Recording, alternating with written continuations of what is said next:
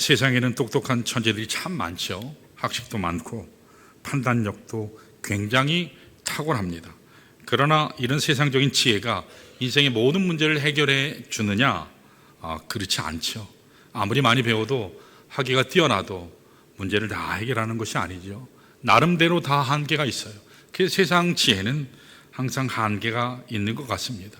그러므로 오늘 말씀 속에서 하나님의 지혜가 우리가 필요하다는 사실을 우리가 알게 되는데, 하나님 지혜의 핵심이 뭘까라는 사실에 대해서 오늘 본문을 통해서 좀 정리해 보기를 원합니다. 자, 오늘 같이 읽은 본문을 말씀을 보시면 하나님의 지혜에 대한, 뭐라고요?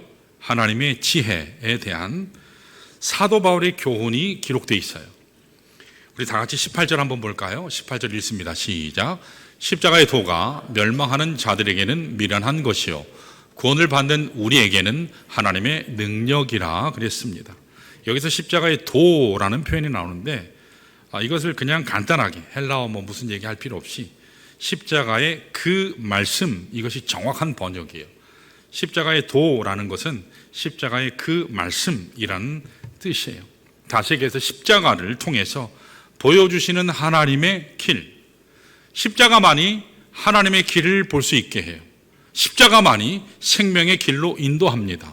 십자가만이 사망 권세로부터 하늘나라로 가도록 역사하시는 하나님의 방법이에요. 하나님의 지혜를 뜻하는 거예요. 여러분, 하나님 지혜의 핵심이 뭘까요? 제가 지금 좀 전에 계속 얘기했어요. 십자가예요. 하나님의 지혜는 십자가예요. 이 십자가 속에 하나님의 뜻이 담겨 있어요. 이 십자가 속에 하나님의 계획이 있어요. 이 십자가 속에 하나님의 심정이 있어요. 이 십자가 속에 우리를 향하신 하나님의 구원의 사랑이 담겨져 있기 때문에 십자가를 이해하지 않고는 십자가의 지혜를 알 수가 없어요. 하나님의 지혜를 알 수가 없어요. 참된 구원을 누릴 수가 없습니다.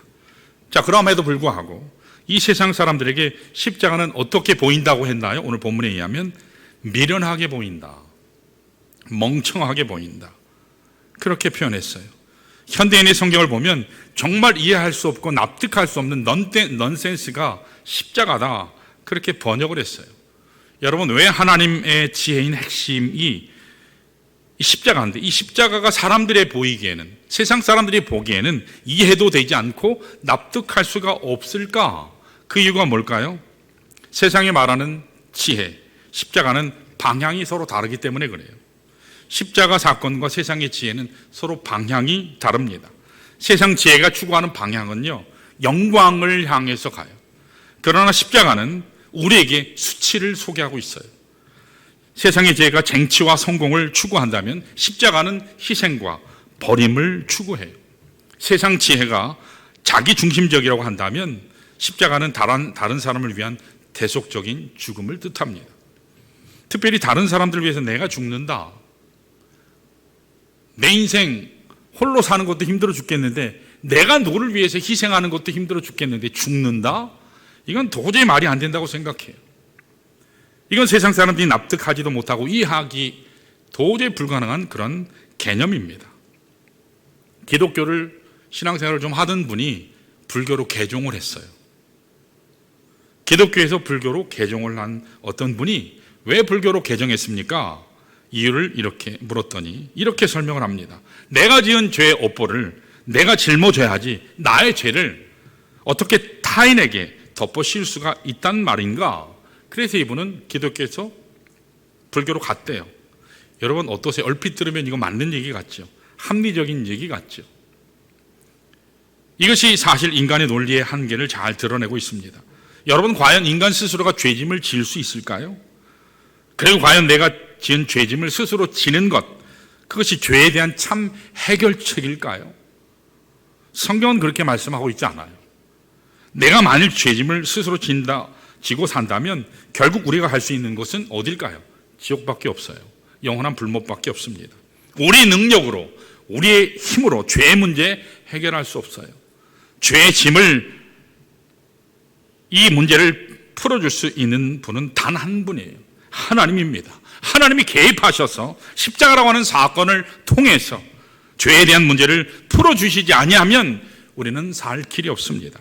이것을 알지 못한 채 그저 논리적으로, 이성적으로, 합리적으로 그런 방법으로 하나님의 지혜를 이해하려 하면 절대로 이해할 수 없습니다. 당연히 이해가 되지 않아요. 그래서 결론은 미련하다, 멍청하다, 그렇게 그들은 결론을 내릴 수밖에 없습니다. 자, 그래서 오늘 본문 19절 20절을 보시면 사도 바울은 지혜, 하나님의 지혜에 대해서 이렇게 선포합니다. 자, 우리 19절 읽어볼까요? 시작. 기록된 바 내가 지혜 있는 자들의 지혜를 멸하고 총명한 자들의 총명을 패하리라 하였으니 라고 했습니다. 자, 이 말씀은 원래 이사야서 29장 14절을 인용한 말씀이에요. 우리 원문을 보면 사실은 이 말씀 앞에 대전제가 하나 있거든요. 그것을 우리 본문을 통해서 다시 한번 봐야 돼요. 자, 이사야서 29장 14절을 볼까요? 읽습니다. 시작.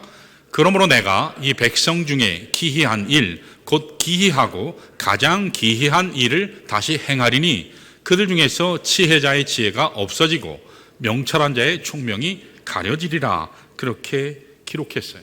다시 말해서 지혜가 폐지되고 분명히 없어진다. 그렇게 말씀했죠. 그 말씀 앞에 하나님께서 행하실 기이한 일이 있다고 말씀해요. 하나님이 행하실 기가 막힌 일이 전제되어 있다고 얘기해요. 그것이 있고 나면 세상의 지혜가 패하고 총명이 패하리라. 이게 무슨 말일까요? 성서학자들이 굉장히 다양한 해석들이 있지만 일반적으로 이것을 간단하게 말씀드리면 예수님의 오심, 십자가 사건을 얘기해요. 십자가 사건이 있으면 세상 지혜, 세상의 총명은 패하리라, 없어지리라, 그렇게 말씀해요. 예수께서 오셔서 십자가를 지시게 되면 하나님이 행하시는 기이한 일이 행하게 되면 그 순간 세상 사람들이 그렇게 자랑했던, 그렇게 붙잡기를 원했던 지혜는 다 빛을 잃는다. 세상 사람들의 지혜는 의미가 없어진다. 그런 말씀입니다. 자, 그런데 오늘 본문 20절은 좀 더 구체적으로 적용하고 있어요. 우리 한번 20절을 다시 한번 읽어볼까요? 같이 시작. 지혜 있는 자가 어디 있느냐? 선비가 어디 있느냐? 이 세대의 변론가가 어디 있느냐? 하나님께서 이 세상의 지혜를 미련하게 하신 것이 아니냐라고 말씀했어요. 여기 선비라고 하는 번역이, 이것은 사실은 학자라는 말이에요.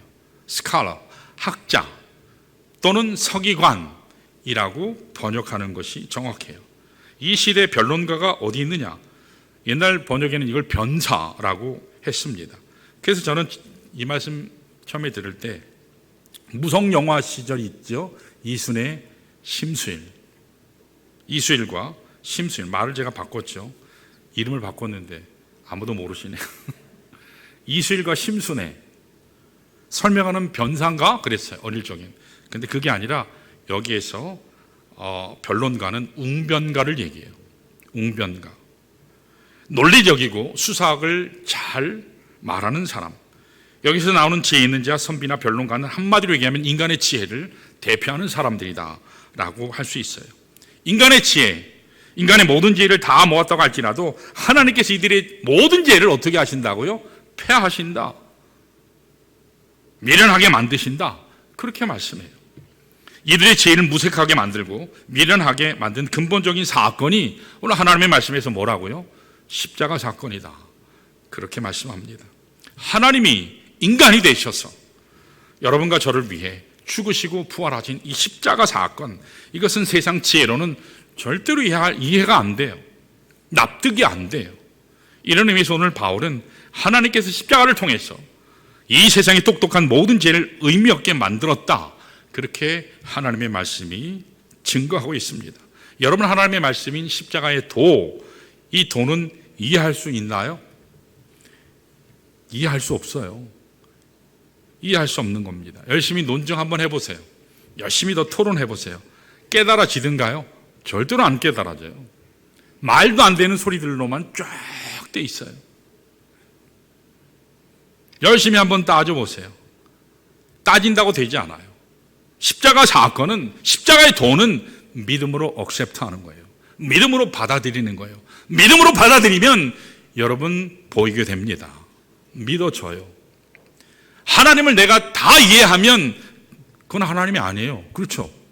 하나님을 내가 다 이해하면 하나님인가요? 다 이해되면 그건 종교예요. 인간이 만든 종교예요. 우리 기독교 신앙의 핵심은 알고 믿는 것이 아니에요. 믿으면 알게 되는 거예요. 그래서 방향이 달라요. 세상의 학문과 신앙의 방향은 완전히 달라요.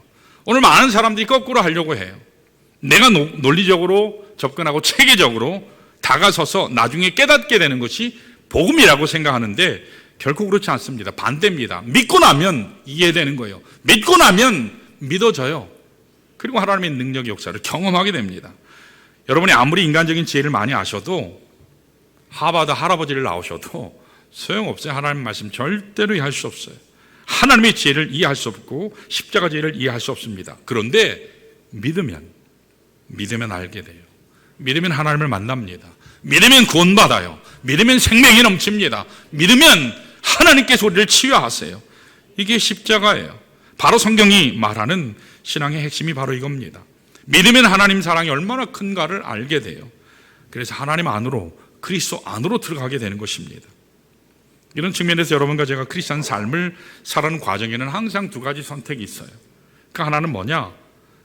오늘 세상 사람들이 추구하는 나의 논리, 나의 지성을 통해 하나님을 찾고자 하는 그런 발버둥이에요. 또 다른 하나는 하나님이 나에게 주신 이 십자가 사건을 그냥 받아들이고 십자가 안에 담겨져 있는 하나님의 비밀을 깨닫고 그 능력을 누리며 살아가는 그러한 모습이에요. 이 두 가지 중에 하나예요. 그런데 오늘 하나님의 말씀은 후자를 강조하고 있습니다. 아무리 내가 노력하고 찾아가도 인간의 논리로는 하나님을 절대로 알 수 없습니다. 그러나 믿음으로 하나님이 나에게 주신 십자가를 받아들이면 그 속에 담겨있는 엄청난 비밀, 능력을 소유하게 되는 것입니다. 십자가를 여러분이 소유할 수 있어요. 자, 그래서 오늘 사도 바울은 십자가와 같이 하나님의 지혜의 길이 있고 십자가에 하나님의 지혜의 길이 있고 여기에 참된 능력이 있다 선포하는데, 자, 그러면 과연 이 십자가에 담겨있는 이 능력이 어떤 능력일까? 그 능력이 뭔가 오늘 좀 보기로 합니다. 오늘 사도 바울이 제시하는 십자가의 참 능력이 되는 이유가 뭔가, 십자가의 길이 진정한 능력인 이유, 그것이 무엇인가 오늘 본문을 통해서 좀 보겠습니다. 자, 첫 번째, 십자가의 길이 진정한 능력이 되는 첫 번째 이유는 따라합니다. 생명이 있기 때문이다. 여러분, 십자가에는 생명이 있어요. 십자가에는 사한 소망이 있어요. 생명이 있어요. 우리 다 같이 21절 읽어볼까요? 21절 시작. 하나님의 지혜에 있어서는 이 세상이 자기 지혜로 하나님을 알지 못하므로 하나님께서 전도에 미련한 것으로 믿는 자들을 구원하시기를 기뻐하셨도다 그랬습니다. 여기서 바울은 다시 한번 세상의 지혜의 한계를 언급하고 있어요. 여러분, 고린도전서가 쉬운 것 같아도 쉽지 않거든요. 그래서 여러분 잘 들으셔야 돼요. 혹시 더우세요? 이제 막 눈을 감으시려고 폼 잡는 분들이 계세요. 세상의 지혜를 언급하고 있는데 세상의 지혜로는 하나님을 알 수 없다. 여러분, 당시 최고의 세상의 지혜가 뭐죠? 헬라 철학이에요. 고대 철학, 헬라 철학입니다. 그래서 이 고린도에는 특별히 헬라 철학을 가르치는 학교가 있었습니다. 지난번에 말씀드린 것처럼 고린도는 굉장히 부유한 도시예요. 그렇기 때문에 저명한 철학자들을 많이 청빙하고 학교를 많이 세웠어요. 그래서 그들의 구호가 뭐냐면 아테네 철학의 버금가는 본산을 우리 고린도에 만들자, 그렇게 그 사람들이 구호를 외쳤어요. 자, 이런 의미에서 철학을 하는 사람들이 많이 몰려왔죠. 돈도 많이 주니까, 또 자기 학식도 가르칠 수 있으니까. 그런데 이와 같은 헬라적인 사상이, 헬라적인 철학 사상이 어디까지 들어왔을까요? 교회까지 들어왔어요. 세상의 생각이 교회 안으로 들어오면서 기독교 신앙과 헬라 사상이 혼합, 믹스업 되기 시작했어요. 이렇게 섞이기 시작했어요. 생각지 않은 많은 문제들이 계속 교회 안에 야기됐습니다. 헬라 제일 한마디로 얘기하면 논리성이에요. 뭐든지 논리적이냐, 합리적이냐, 이성적이냐, 그런 걸 따집니다. 그래서 헬라 제일 한마디로 얘기하면 합리성, 리즌이 굉장히 중요해요. 무엇을 해도 이유가 분명히 있어야 돼요. 논리적이어야 돼요. 설명이 돼야 돼요. 그게 헬라 사상의 핵심입니다.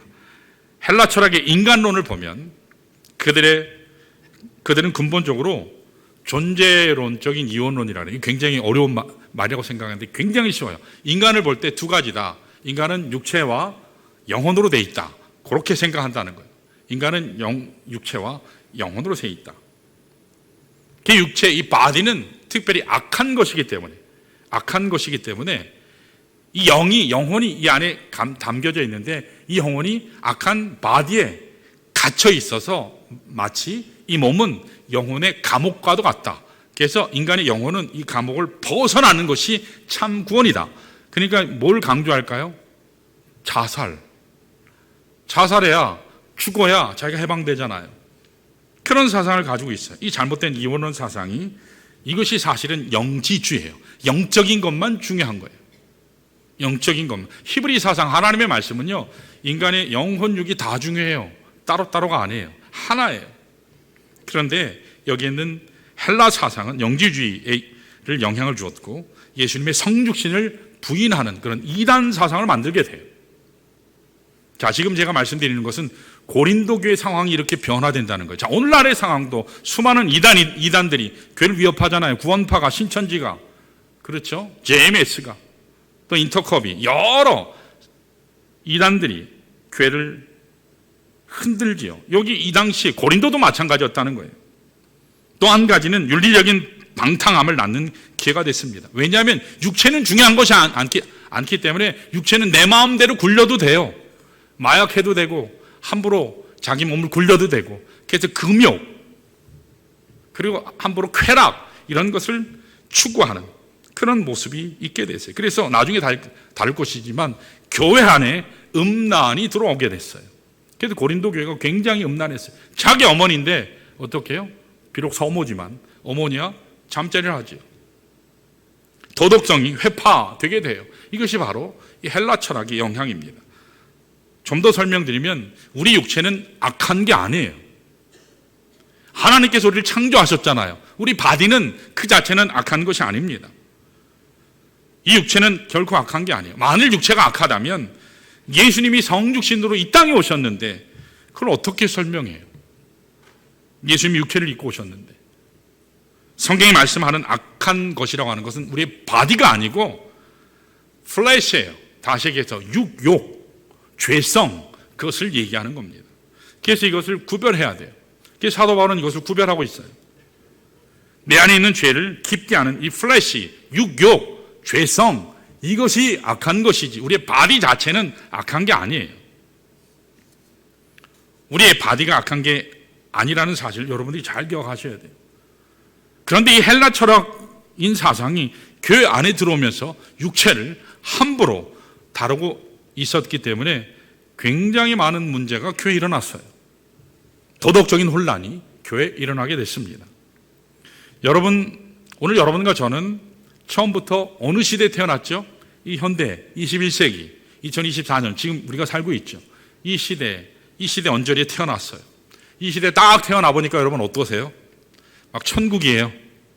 드러나니까 엄마 아빠가 막 천사예요. 태어나 보니 천사예요. 태어나 보니 우리 아버지가 이건이에요. 어떠세요? 태어나 보니 나는 서울대학을 다니고 있어요. 아니죠. 끊임없는 경쟁, 어둡고 어그러진 세대 속에 우리가 살게 되는 것을 알게 돼요. 올해는 죄를 짓고 고통 가운데 살다가 죽게 된 존재였는데 이게 우리가 살아가는 현 세대예요. 이 세상의 모습이에요.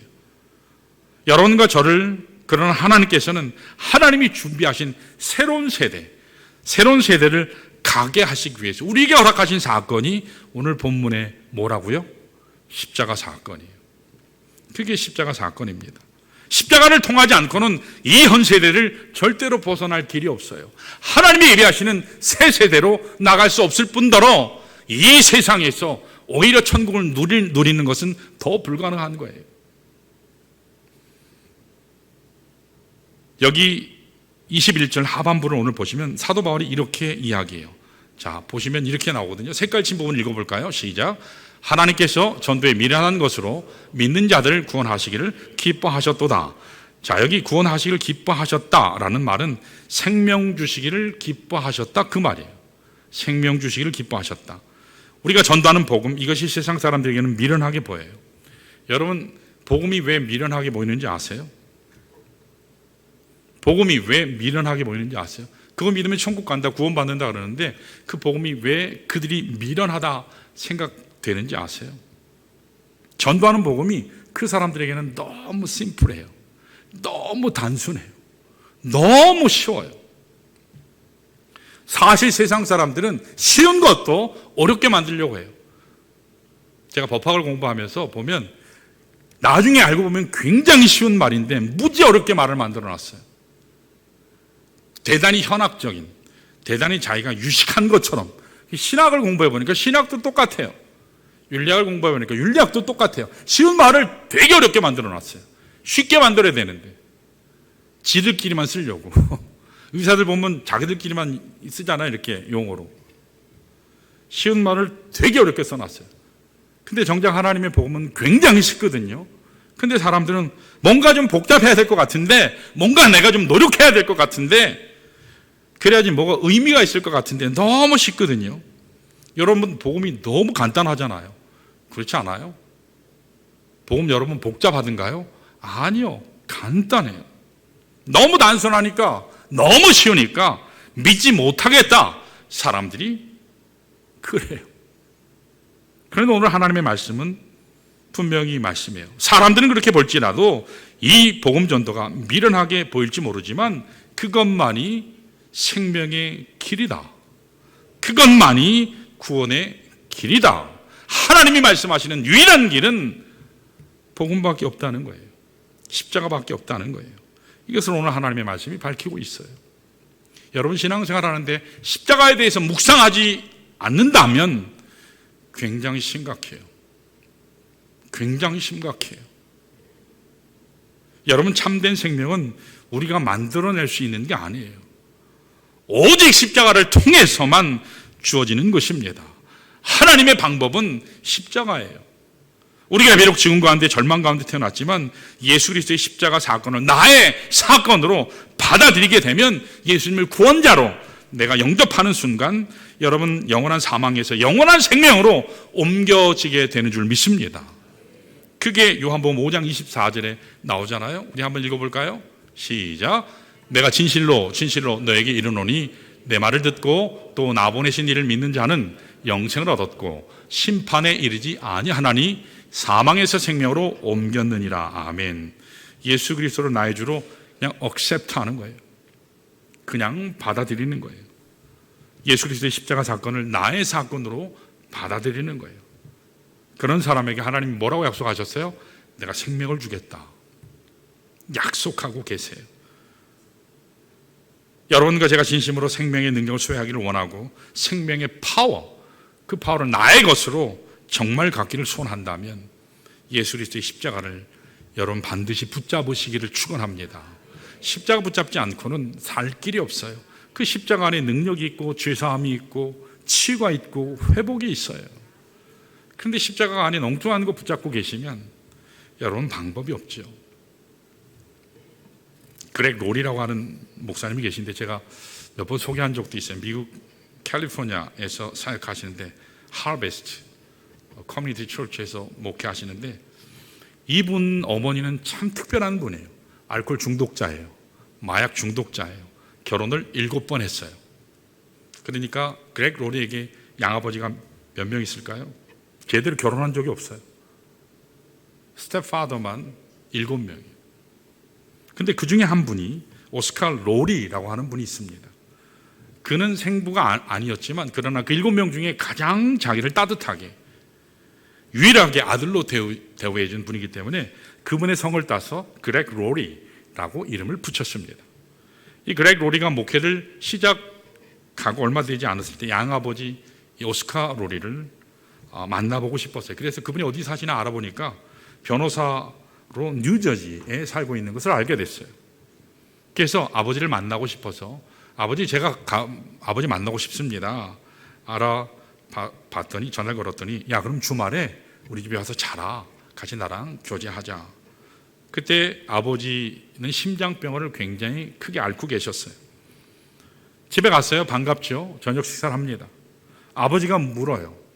야 로리야 네가 어떻게 예수 믿고 목사 됐는지 그 스토리를 나한테 좀 얘기해 줄래?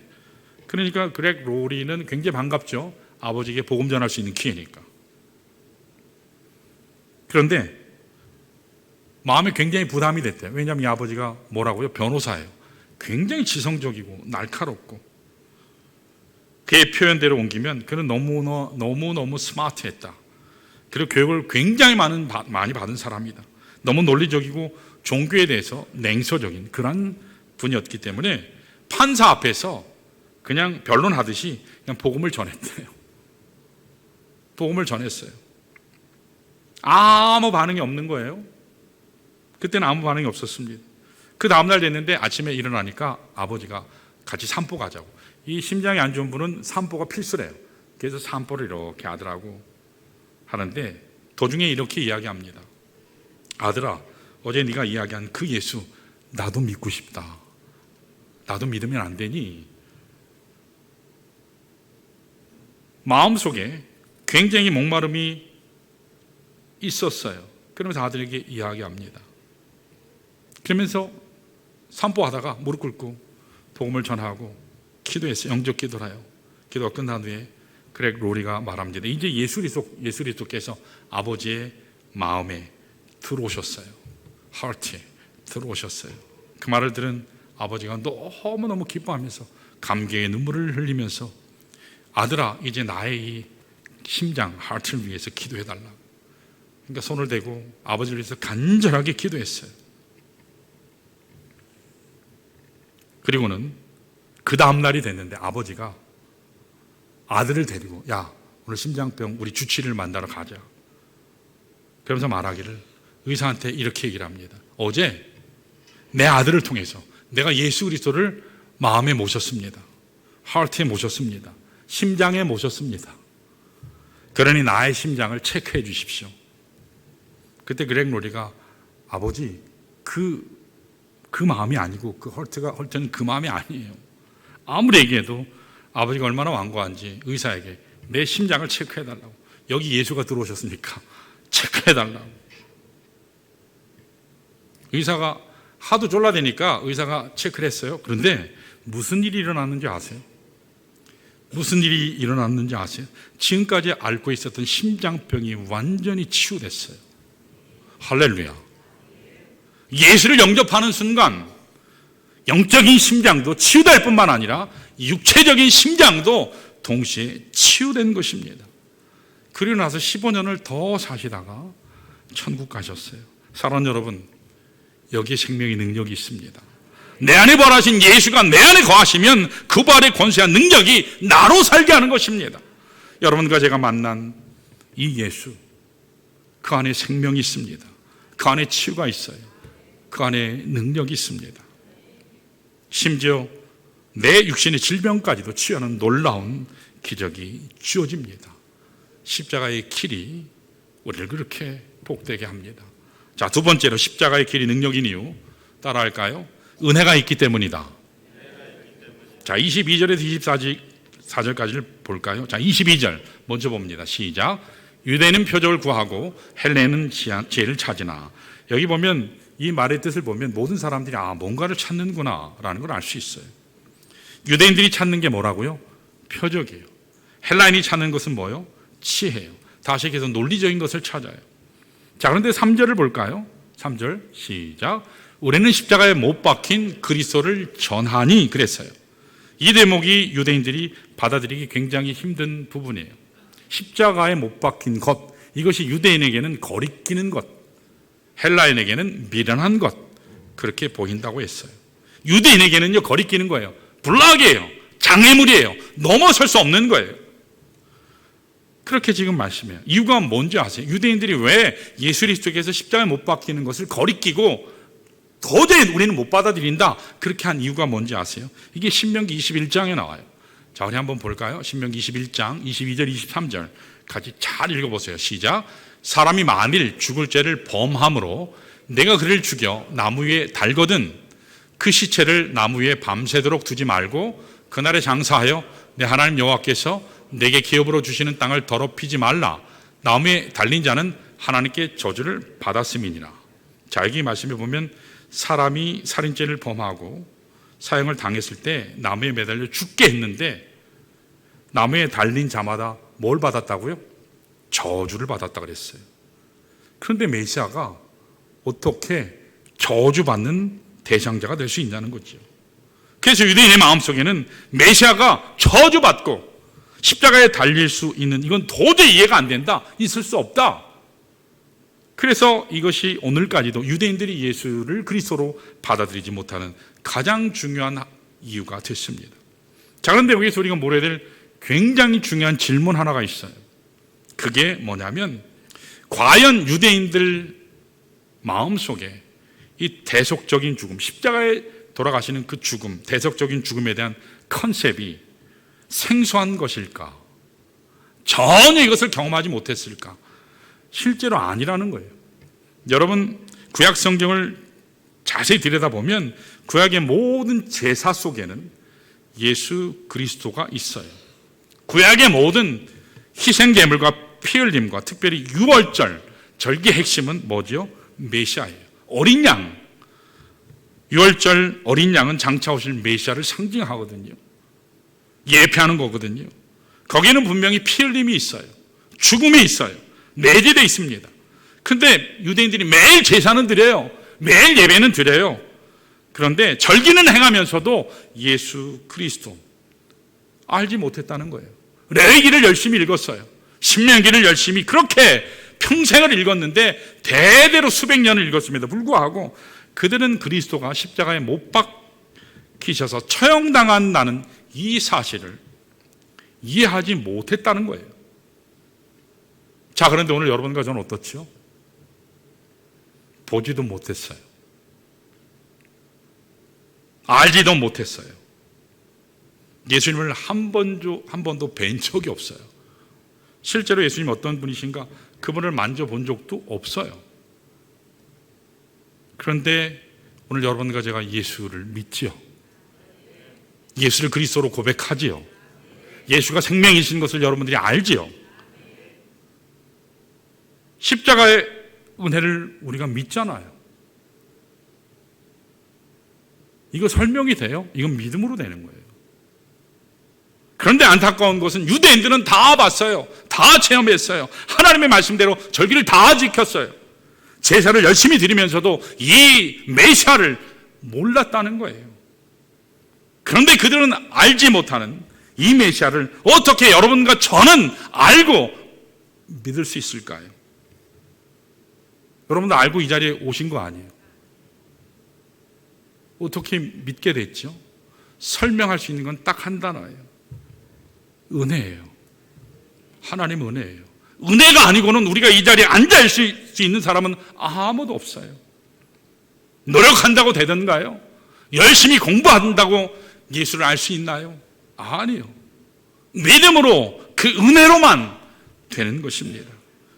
자, 24절을 한번 보시면, 자, 거기 이렇게 나왔어요. 오직 부르심을 받은 자들, 오직 부르심을 받은 자들. 이 말의 뜻은 하나님 앞에 응답받고 마음문을 열고 예수를 만난 사람, 그 뜻이에요. 우리 같이 읽어볼까요? 다시 24절 같이 읽습니다. 시작. 오직 부르심을 받은 자들에게는 유대인이나 헬라인이나 그리스도는 하나님의 능력이요 하나님의 지혜니라 라고 했습니다. 하나님이 나를 부르셨어요. 하나님이 나를 부르셨어요. 하나님이 깨닫게 해주셨어요. 하나님께서 여기까지 인도하셨어요. 하나님이 내 심령 가운데 예수를 믿게 한 이상, 이것은 바로 은혜의 사건이에요. 은혜의 사건이에요. 근데 많은 분들이 착각해요. 내가 잘나서, 내가 목사 아들이니까, 장로 아들, 뭐 권사 아들이니까. 아니요. 본인이 열심히 했기 때문에 축복을 소유했다고 생각해요. 아니에요. 오직 하나님의 은혜입니다.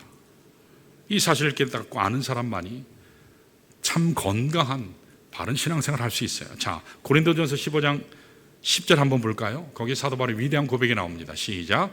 그러나 내가 나된 것은 하나님의 은혜로 된 것이니 내게 주신 그의 은혜가 헛되지 아니하여 내가 모든 사도보다 더 많이 수고하였으나 내가 한 것이 아니요 오직 나와 함께 하신 하나님의 은혜로라 그랬습니다.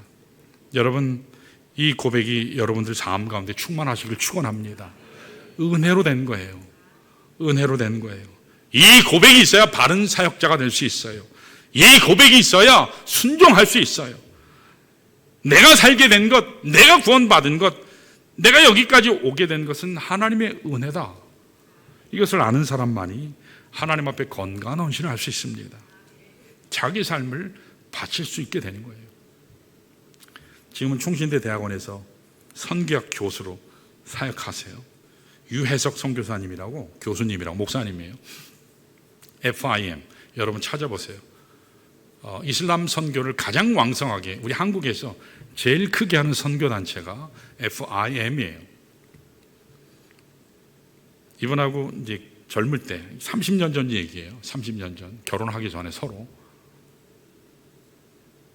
아마 이 목사님이 그때 결혼하셨나? 그랬던 것 같기도 한데, 간증을 하셨어요. 한국에 이제 결혼을 해야 되는데, 이집트 선교를 굉장히 오래 하셨어요.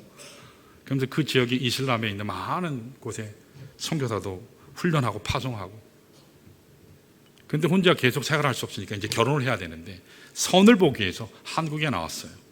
선을 보는데 자매님들이 항상 첫 번째 질문하는 게 연봉이 얼마예요? 월급이 얼마예요? 여러분, 선교사가, 목사가 연봉이 정해져 있나요? 아파트는 있나요? 아파트가 어디 있어요? 자동차도 없는데 앞으로 어떻게 가족을 부양할 거냐고. 그래서 몇 번 선을 보다가, 하나님은 나한테 혼자 살라 하시나 보다. 복음을 위해서 그냥 나는 홀로 이 복음 위에 내 생애를 드리리라. 그렇게 생각하고 이제 그걸 딱 접었어요.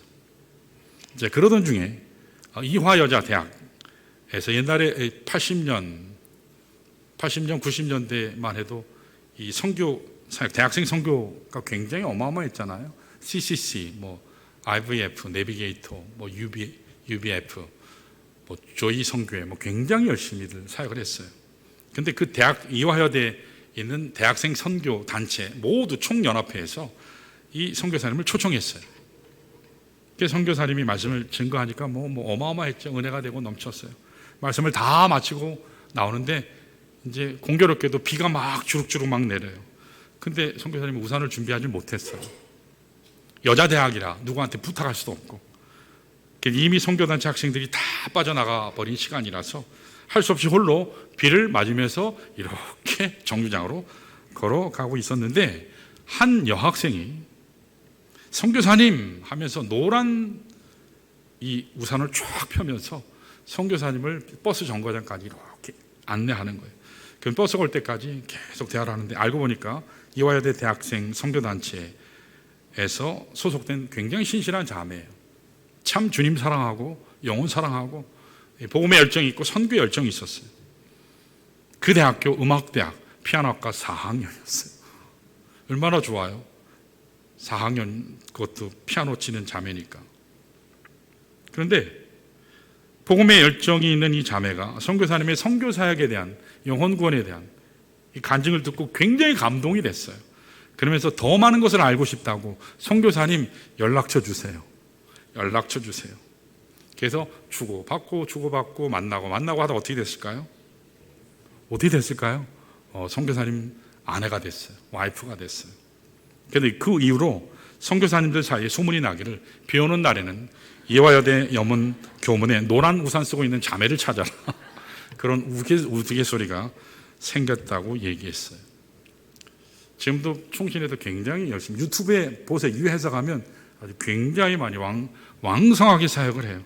젊을 때 만났던 목사님이 저희 교회 언제 초청할 거예요, 제가. 여러분, 주를 위해 살리라, 주를 위해 이제 홀로 이 길 가리라, 그렇게 여겼는데, 이렇게 하나님께서 가장 아름다운 동역자를 붙여주신 겁니다. 여러분, 십자가에는 이렇게 생명도 있지만 하나님 사역과 삶을 나눌 동역자도 붙여주시는 은혜도 있어요. 자, 우리 옆에 한번 인사해 볼까요? 우리 함께 잘 동역합시다. 우리 함께 잘 동역합시다. 예, 옆에 있는 분들은 여러분 동역자예요. 너는 너고 나는 나, 너는 왼수 이러면 안 돼요. 우리는 동역자예요. 자, 마지막 세 번째, 우리 따라할까요? 사랑이 있기 때문이다. 이 십자가의 길이 능력인 이유는 첫 번째는 생명이 있고, 두 번째는 은혜 때문이고, 세 번째는 사랑 때문이에요. 자, 25절 보면 기가 막힌 표현이 하나 나와요. 우리 한번 읽어볼까요? 25절 시작. 하나님의 어리석음이 사람보다 지혜롭고 하나님의 약하심이 사람보다 강하니라. 자, 여기 말씀에 보면 하나님의 어리석음이라는 말이 나와요. 여러분, 하나님의 약하심이라는 말이 나와요. 여러분, 모든 지혜의 근본이신, 모든 능력의 원천이신 하나님이 어리석다? 이건 말이 되나요? 이건 형용모순이에요. 말 자체가 안 돼요.